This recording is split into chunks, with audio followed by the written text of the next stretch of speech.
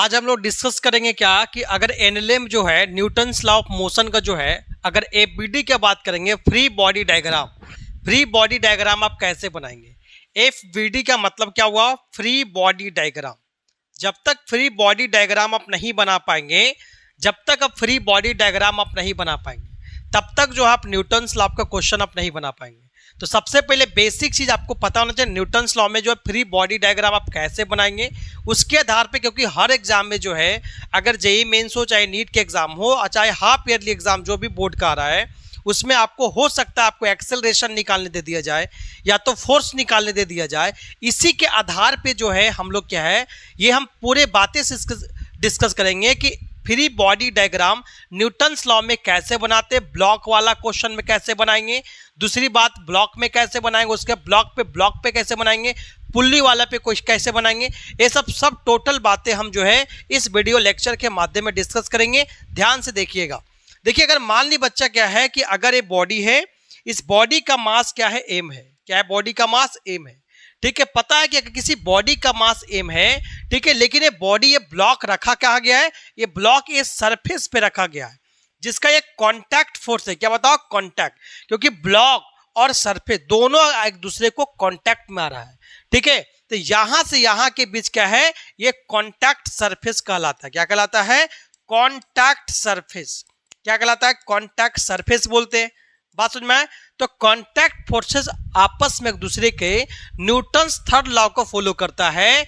अगर जितना फोर्स जो है ब्लॉक लगाएगा, उतना ही जो हमारा ये सरफेस भी फोर्स लगाएगी, मतलब टोटल फोर्स हमारा बैलेंस रहेगी, तभी ब्लॉक जो होगा सरफेस पे रह पाएगी। ये न्यूटन्स थर्ड लॉ के अकॉर्डिंग है ना। तो यहाँ बॉडी का मास एम है, तो नीचे क्या लगेगा? मास से में नीचे लगेगा mg लगेगा। बात समझ में आया? मास है एम है, तो बॉडी का बताओ नीचे फोर्स क्या लगेगा? mg लगेगा।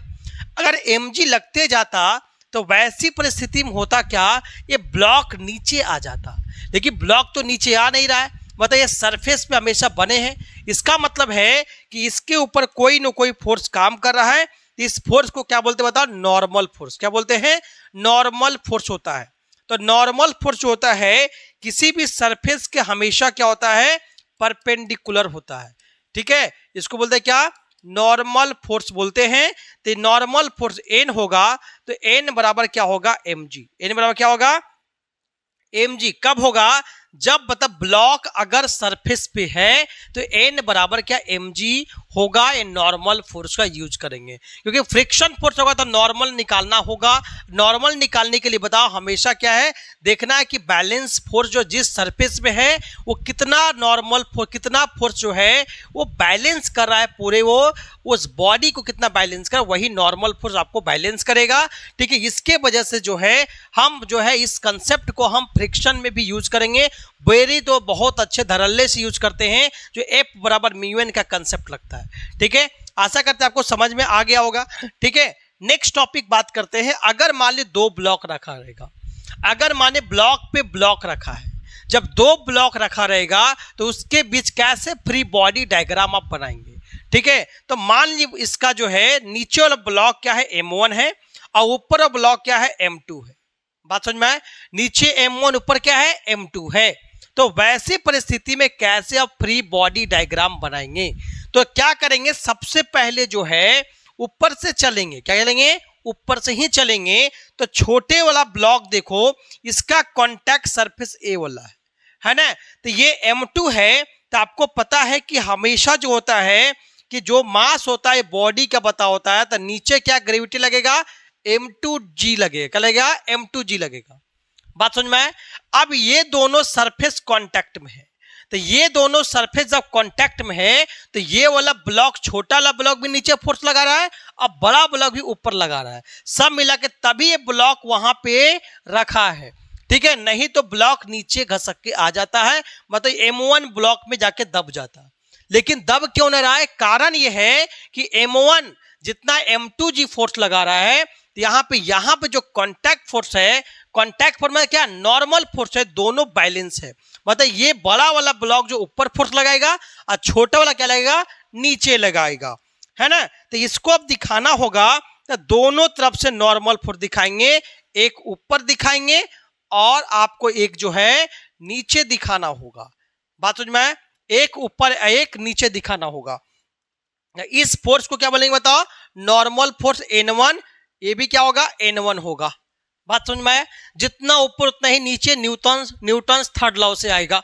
अब देखो यहां से मास M2 है, तो M1 के वजह से मास M1 है, तो M1 के वजह से फोर्स क्या लगेगा? M1G लगेगा। क्लियर है? अब यहां देखो इस सरफेस पे भी क्या बताओ? कांटेक्ट में है नीचे वाला ब्लॉक, तो यहां फोर्स क्या लगेगा? ऊपर की तरफ क्या लगेगा? नॉर्मल फोर्स लगेगा। ये नॉर्मल क्या होगा? उसका नाम बदल जाए, क्या लगेगा?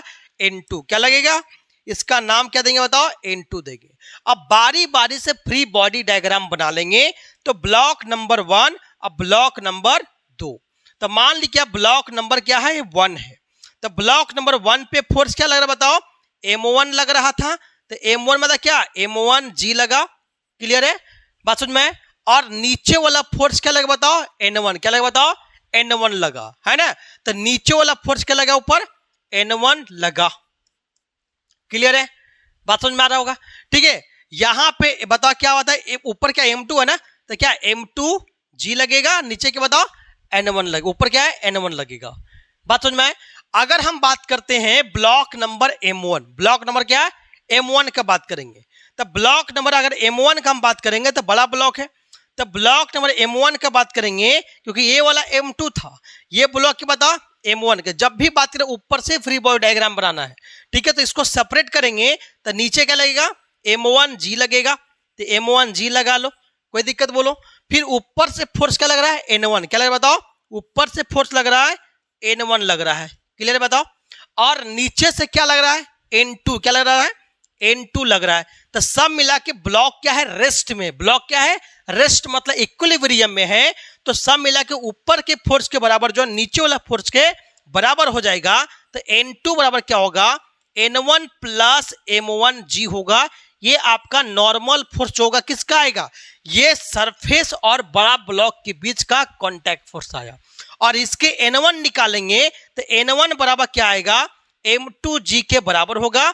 अगर बता दोनों ब्लॉक के कॉन्टैक्ट फोर्स बोलेगा तब। ठीक है, समझ में आ गया होगा? ठीक है, नेक्स्ट टॉपिक हम बात करते हैं। अगला देखिए क्या है, अगला क्वेश्चन क्या रहेगा?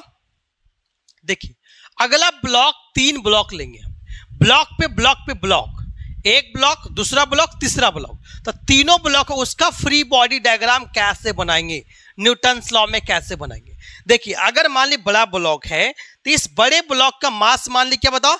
M1 नाम ले लिया, इसको नाम दिया गया M2 नाम दिया, इसका नाम क्या बताओ? M3 नाम दिया। ठीक है, तो आप पहले सरफेस काउंट कीजिए, कितना कॉन्टैक्ट सरफेस है। एक तो बता जमीन से क्या है, ये वाला कॉन्टैक्ट सरफेस हो गया आपका, अरे है कि नहीं बताओ? ये वाला आपको कॉन्टैक्ट सरफेस हो गया। दूसरा आपका ये वाला कॉन्टैक्ट सरफेस हो गया, ठीक है, और तीसरा आपका ये वाला कॉन्टैक्ट सरफेस होगा। मतलब हमारे पास 3 कॉन्टैक्ट सरफेस है। कितना है? 3 कॉन्टैक्ट सरफेस है। तीनों कॉन्टैक्ट सरफेस को आपको बताना है। बात समझ में आए? तो तीनों कॉन्टैक्ट सरफेस को बताओ, हमें फ्री बॉडी डायग्राम बनाना है। तो बड़ा ब्लॉक, उससे छोटा, सबसे छोटा ब्लॉक, है ना? तो ध्यान दो, अगर हम बात करें, जब भी बोला कि जब भी आपको बनाते आना है तो ऊपर से ही बनाते आना है। ठीक है, बात समझ में आए? या तो नीचे से भी बना के जा सकते हो, कोई उसमें दिक्कत नहीं आएगा। बात समझ में आए? जैसे एग्जांपल बता, अगर इसको बनाया मैंने, तो ये वाला क्या बताओ? M1G लगेगा। क्लियर है? और ऊपर क्या बताओ? नॉर्मल क्या? N1 लगेगा। क्लियर हो गया, है ना? अगर हम बात M2 का बात करेंगे, तो M2 पे क्या है बताओ? यहां पे क्या आएगा? M2G लगेगा। कोई दिक्कत बोलो? अब ये दोनों सरफेस कांटेक्ट में है, तो ऊपर क्या लगेगा? जितना फोर्स लगेगा उतना ही नीचे भी लगेगा। तो ऊपर क्या? N2, तो ये भी लगाएगा, बता क्या? N2 लगाएगा। क्लियर है? बताओ, है? और उसके बाद M3 का बात करेंगे, तो नीचे क्या आएगा बताओ? M3G लगेगा, है ना? M3G लगेगा। क्लियर है? और ऊपर क्या बताओ? N3 लगेगा। N3 नीचे भी क्या लगेगा? N3 लगेगा। दोनों बराबर होगा, है ना? अब वैसी परिस्थिति में आपको क्या करना? तीनों को फ्री बॉडी डायग्राम सेपरेट कर ले। बड़ा ब्लॉक हो गया, तो बड़ा ब्लॉक को सेपरेट कर लो। तो बड़ा ब्लॉक को सेपरेट करेंगे तो क्या बताओ? M1 है, तो क्या बताओ? M1G लगेगा। क्लियर है? और ऊपर क्या बताओ? नॉर्मल N1 लगेगा। क्लियर है? और यहां पे बात करेंगे, यहां पे तो ऊपर की तरफ इधर फोर्स क्या लग रहा है? इस पे क्या लग रहा है? N2। क्या लग रहा है बताओ? ऊपर के दबारा क्या? N2 लगा रहा है। क्लियर है? इसका काम खत्म हो गया। मतलब सब मिला कह सकते हैं इक्वेशन क्या बनेगा बताओ, N1 बराबर, देखो ऊपर क्या, ऊपर बराबर क्या, ऊपर का जितना फोर्स है नीचे वाला फोर्स के बराबर होगा तभी इक्विलिब्रियम होगा, है ना। तो N1 बराबर क्या आएगा, क्या आएगा N2 प्लस क्या आएगा M1G आएगा। पहला इक्वेशन आ गया, क्लियर हो गया। अब बता बॉडी बता, दूसरा नंबर बॉडी ले लो। तो दूसरा नंबर बॉडी लोगे तो यहाँ पे दूसरा नंबर बॉडी ले लो। तो दूसरा नंबर बॉडी क्या है ये आप देख सकते हो। तो यहाँ क्या M2G बताओ, M2 है तो क्या लगेगा बताओ, M2G लगेगा, है ना। उसके बाद नॉर्मल क्या नीचे लगा था ना, ऊपर लगा, तो ये भी क्या नीचे से लगाएगा, इसको नीचे वाला ऊपर लगाएगा, तो ऊपर लगाएगा मतलब क्या N2, तो ऊपर क्या लगता है यहाँ पे N2 लगेगा, है ना। और इस ब्लॉक जो थर्ड नंबर इसके द्वारा भी फोर्स लगेगा। तो फोर्स क्या लग रहा बताओ N3, क्या लग रहा बताओ N3 लग रहा है ना। क्या लगेगा बताओ N3 लगेगा, है ना, क्योंकि यहां पे बता M2G पता, उसके बाद क्या N2 लगेगा, है ना। इसके द्वारा N2 ऐसे लगा, उसके बाद ऊपर से क्या N3 लगेगा। फिर ब्लॉक नंबर बता थर्ड, इसका इक्वेशन बना लो, क्या आएगा, इसका इक्वेशन बनाएंगे तो सब मिला क्या आएगा N3, N2 बराबर N3 प्लस M2G आएगा। दूसरा इक्वेशन बन गया, ठीक है। अब क्या करें, तीसरा छोटा वाला ब्लॉक को लेंगे, जो छोटा वाला ब्लॉक ले लो। तो छोटा वाला ब्लॉक का मास क्या बता M1 है, बता क्या है M1, क्लियर है बताओ। तो इसका क्या M3 क्या है बताओ M3 है, तो क्या लगेगा बताओ M3G लगेगा, है ना। नीचे से क्या, नीचे से फोर्स लगेगा ना, तो नीचे वाला क्या लगेगा बताओ, यहाँ पे लगाएगा N3, क्या लगेगा N3 लगाएगा, ठीक है। तो N3 बराबर क्या बताओ, N3 बराबर M3G आ गया, है ना। तो N3 वाले M3G इसमें पुट करेंगे तो क्या N2 आ जाएगा, N2 वाला वैल्यू उसमें रख देंगे तो N1 आ जाएगा, काम खत्म हो जाएगा, ठीक है। आपको समझ में आ गया, free body diagram block block पे समझ में आ गया होगा, ठीक है। चलिए अगला टाइप का समझना है, किसी बॉडी को बताओ, किसी भी ब्लॉक को अगर हम बता रस्सी में लटका दिया गया, जब रस्सी में लटका देंगे किसी ब्लॉक को अगर रस्सी में लटका देंगे, जब रस्सी में लटका देंगे तो रस्सी में क्या लगेगा, किसी बॉडी का मास m होगा तो नीचे फोर्स mg लगेगा। लेकिन रस्सी में क्या होता है, रस्सी टाइट होगा तो उसके अंदर क्या लगेगा, जस्ट अपोजिट फोर्स क्या लगेगा, टेंशन, क्या लगेगा टेंशन फोर्स लगेगा। तो इसका मास m अगर है, अगर इसका मास क्या है m है, इसका मास अगर m है तो नीचे फोर्स क्या लगेगा mg, क्या लगेगा बताओ, नीचे फोर्स लगेगा mg लगेगा, है ना।